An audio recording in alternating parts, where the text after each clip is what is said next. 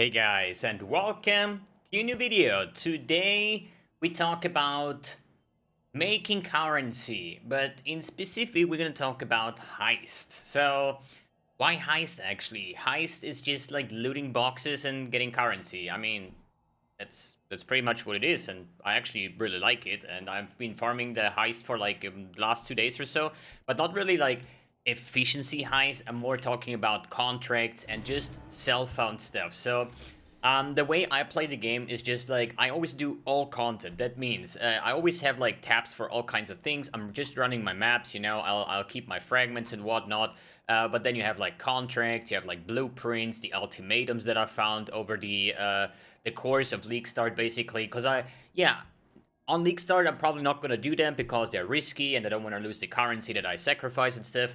But at some point, I want to do them, right? So in one end, you can always like sell it, or you do it like me, that I say like, yo, contracts over here, blueprints over here, ultimatums over here. My invitations are listed here. Skin transfer flasks, leveling gear, watchstones, and here heist gear. So how I approach it, basically, I always say farm what you enjoy, basically. So I want to talk a little bit about like overall idea about making currency, and then we're going to talk about heist in specific because this is a heist video. That means we're going to talk about the follower gear and how everything works together. But I just want to note some things here, because people are always like frustrated because they don't make enough chaos per hour. This chaos per hour is nice and fine if you want to keep track of it, right?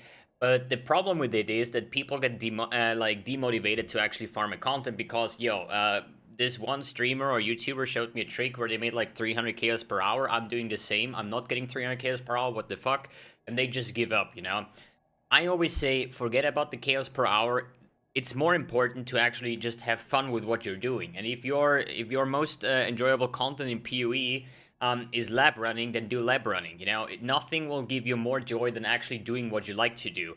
So forget about the chaos per hour. It's just about enjoying the game, and if you do that, then you will make more chaos per hour anyways, because you can farm a lot more. Like, I don't really like lab, right? So if I would know that lab is actually the most chaos per hour, if we say it like that, which is probably is, based if you're lucky on finding a good lab enchant on the right base. But if I don't like lab, then I'd rather farm like ultimatums in quarry or something like that. Just a small reminder that always try to do what you like to do, and no matter what you do, it's probably going to give you currency in the long term, whether it's mapping, if it's bossing, if it's heist, if it's farming temples, if it's manipulating your atlas with the bonus objectives here, if it's breach stones, like whatever you do, just do it, you'll be fine. Good. Let's talk about Heist. So, Heist League is like 2 leagues ago, I think. It was 3.12, I think. 10 was Delirium, 11 was Harvest, 12 was Heist, 13 was Ritual, and 14 is Ritual 2. Okay, so, Heist League 2 leagues ago.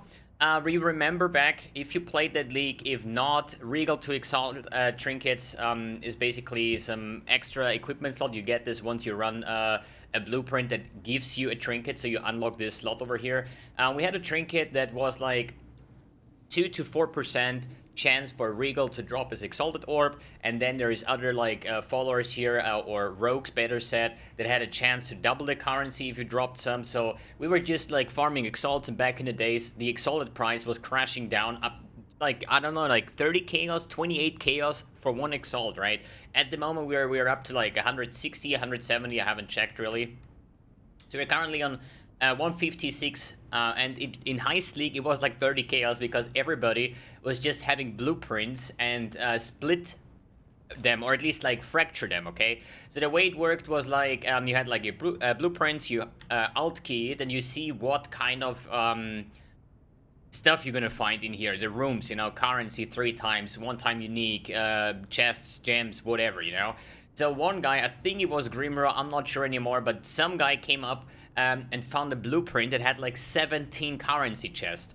And what you did is, you just copied them, you know, with like Fractured Fossil. I don't want to talk too much about it, but this is the way it worked. You just had like the best gear, and like people spending like a mirror worth of gear for their followers to gain the most profit out of it.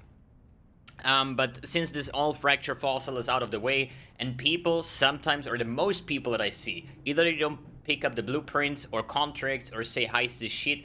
I don't know, like, I'm not the biggest fan of Heist either, but I still made it because I had like a shitload of contracts, and I almost had like a full tap full, and we're down to like the last like 8 or 9 contracts, right? So I'm really enjoying it, and that's why I want to also share it with you. So basically, all you do, this is like from a personal perspective, okay? This is not the most effective way, the most efficiency way and stuff like that. This is just the way I do it. Every time I find contracts, you can obviously buy them or just sell your contracts, whatever you want to do with it, right? I'm always like playing it as a solo self-found. All the contracts that I find, I'm running them. Blueprints that I find, I'm running them, as well as like all the other content. So basically, actually, before we do a contract for showcase, we're actually going to talk about the gear and the levels. So we have 9 different rogues that are actually helping us, and this is their gear. And the gear is kind of the important part, because can you start Heist without gear? Obviously, because the gear that I just bought was literally right before I started this video, because the last 2 days I was running them completely naked like this, okay? So, what is the rogue gear? What does it do? Usually, it's like lets them open boxes or at least doors faster, for example. They have reduced hiring fee. They have like increased time before lockdown. So once there's like an alert level, the more boxes you open, the more alarms you like trigger, the faster it goes up, right? And then there's the lockdown. You have like, I don't know, like 15 or 20 seconds time to reach the Heist goal, which is like this chest or whatever item you want to pick up. And on the way, you can still pick up chests. You know, they're still available, but every time you open a chest, it gives you 3 seconds. So to counter that a little bit, you have increased time before lockdown.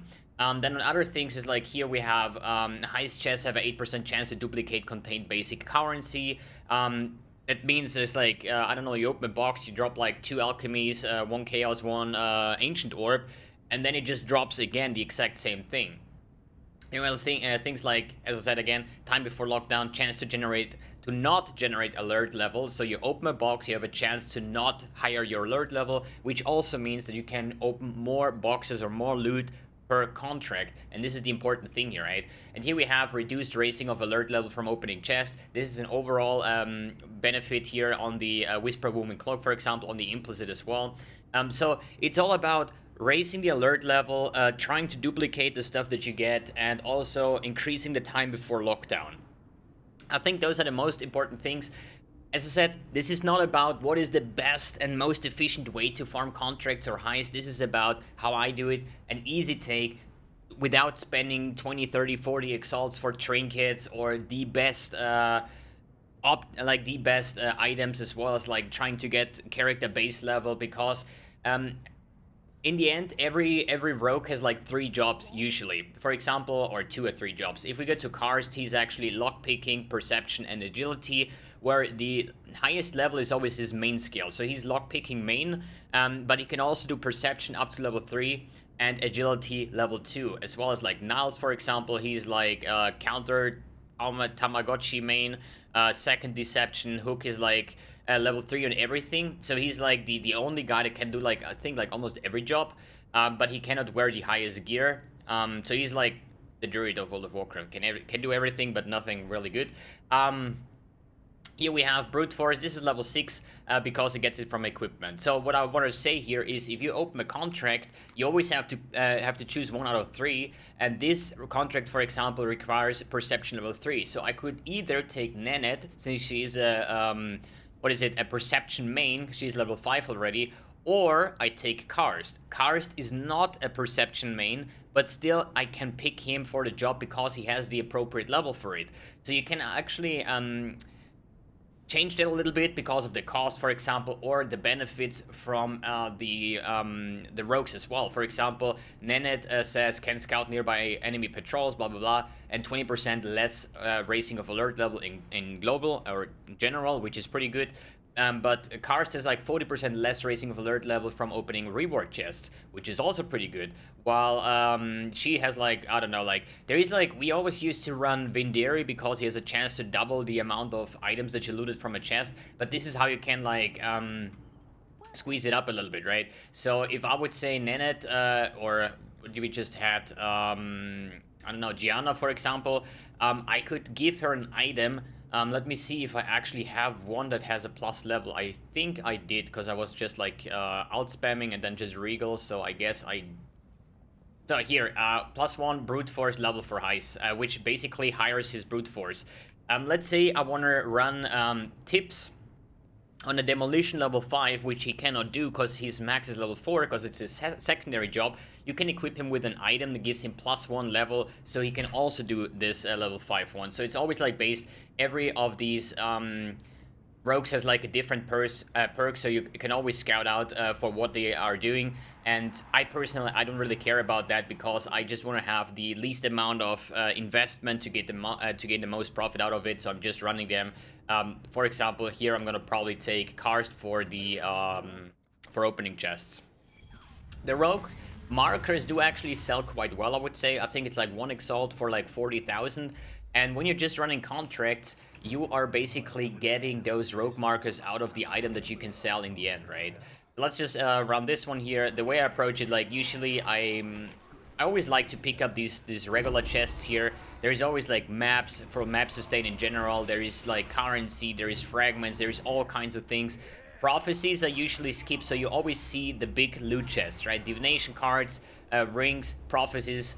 So if I'm saying like, yo, prophecies and rings don't really bother me too much, I want to have the div card, but that also means that I can open a lot of different other chests over here, just for the extra loot, right? If I want to skip the big chest, because the big chests are usually giving you a more alert level, right?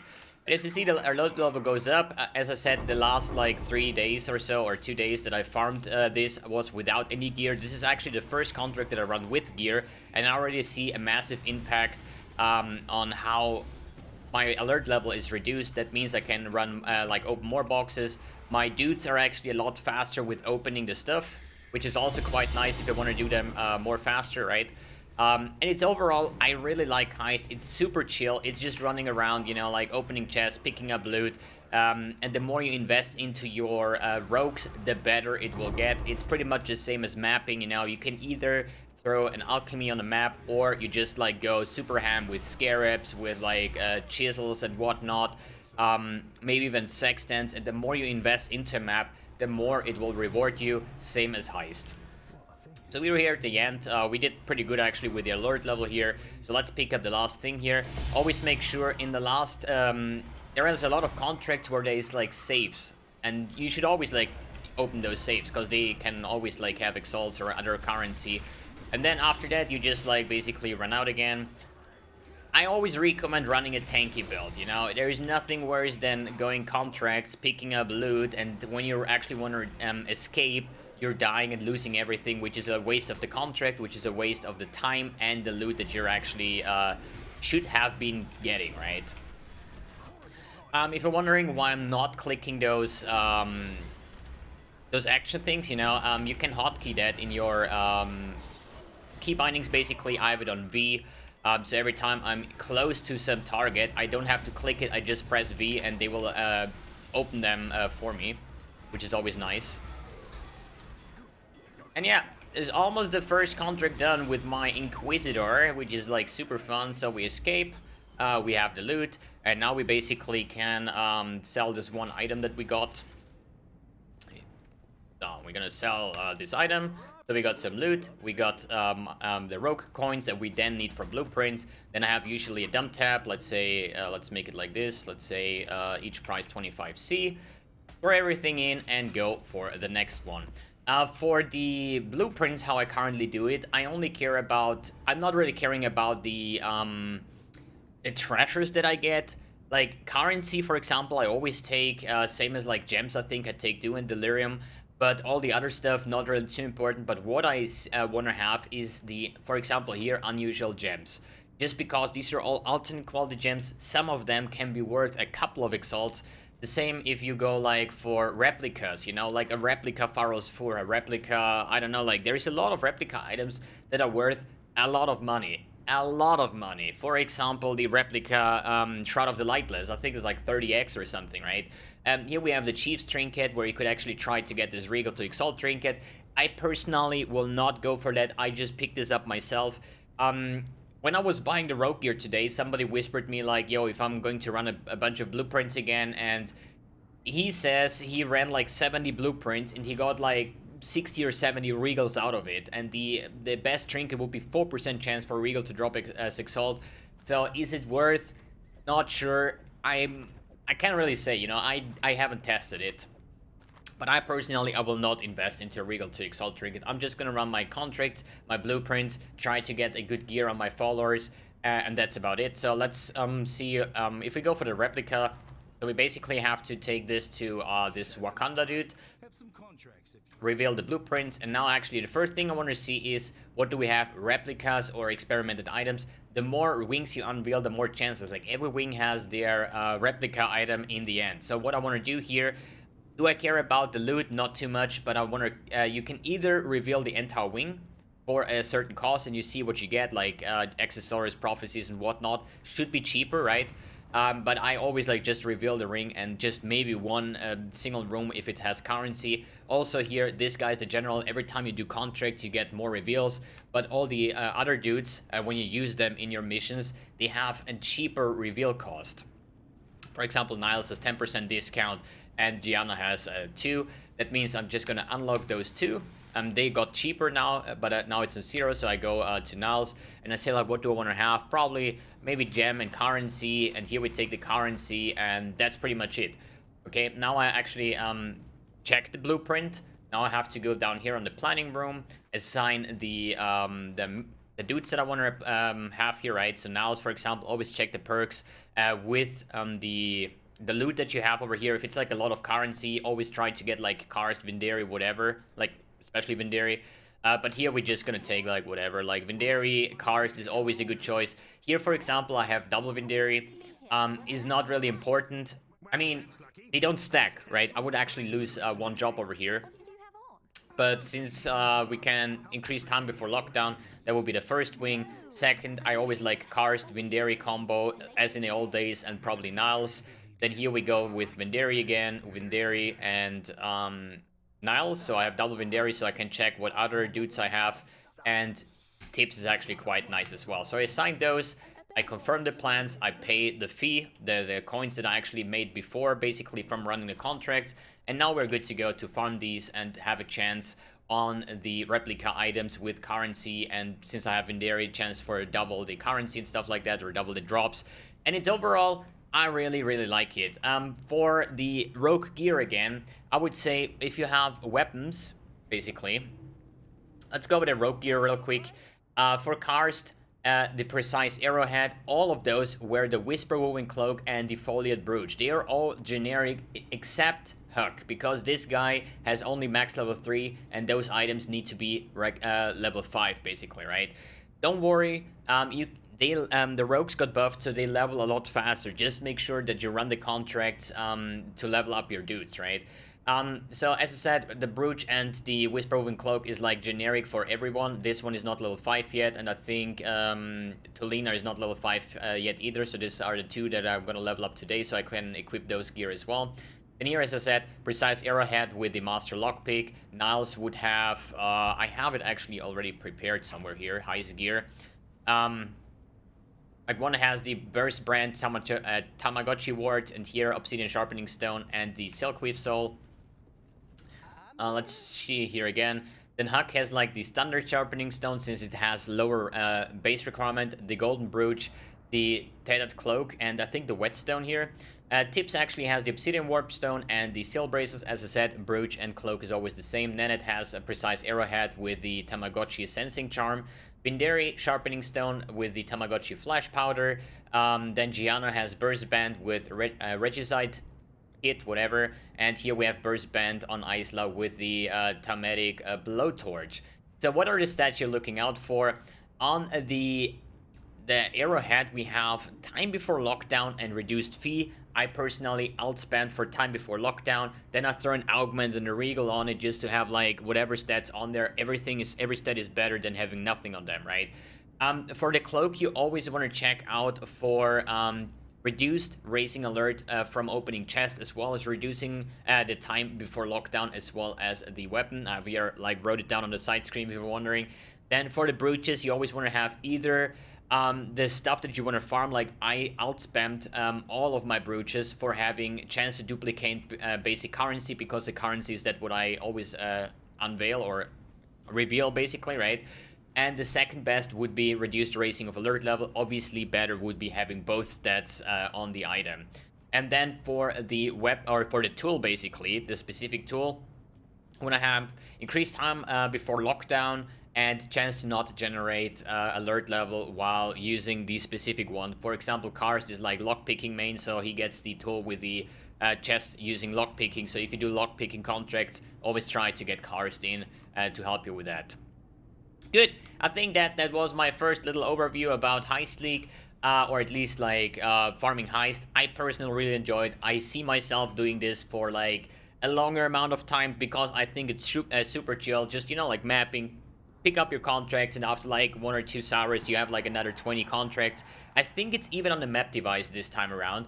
So just running these contracts, and once I get the coins, then I'm gonna do my blueprints. And overall, I would say it's some pretty nice currency. I made like 10 or 15 exalts in like within 2 days that I invested now in my character and in the rogue gear. But I think I will make a lot more currency now since I equip my characters. But as I said, don't worry about if you don't have gear to start with. Just try out some contracts. If you like them, just keep following the route. If you say like, yo, that's not the content that I want to run, then feel free to do anything else, because this game has a lot of content, and it's just the thing to find the one that you can enjoy the most for longer amount of time, basically, right? All right, guys, thanks for tuning in, thanks for watching, and see you on the next video.